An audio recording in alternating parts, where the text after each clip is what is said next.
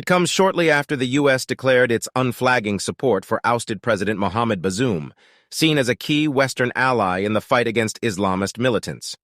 On Friday, the head of the Presidential Guards Unit, Gen Abdourahmane Chiani, declared himself Niger's new leader. He said insecurity, economic woes, and corruption led him to seize power. But there are now concerns in the West about which countries the new leader will align with. Niger's neighbors, Burkina Faso and Mali, have both pivoted towards Russia since their own coups. EU Foreign Policy Chief Josep Borrell joined the US and France in refusing to recognize the coup leaders and said security cooperation and budgetary aid was being suspended indefinitely.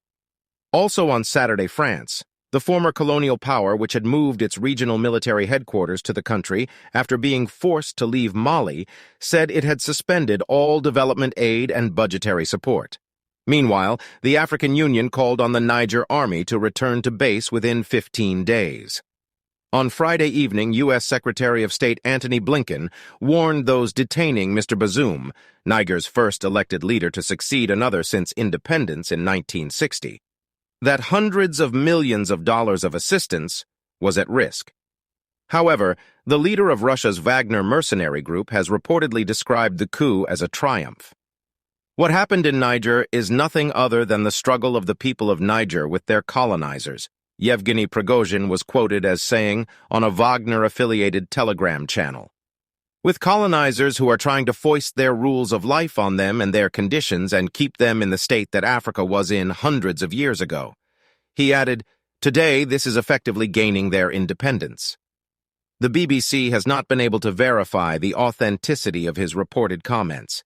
Wagner is believed to have thousands of fighters in countries including the Central African Republic, Niger, and Mali, where it has lucrative business interests, but also bolsters Russia's diplomatic and economic relations. Wagner fighters have been accused of widespread human rights abuses in several African countries. Gen Chiani, 62, has been in charge of the Presidential Guard since 2011 and was promoted to the rank of general in 2018 by former President Issoufou. He had also been linked to a 2015 coup attempt against the ex-president, but appeared in court to deny it. On Friday, Gen Chiani said his junta took over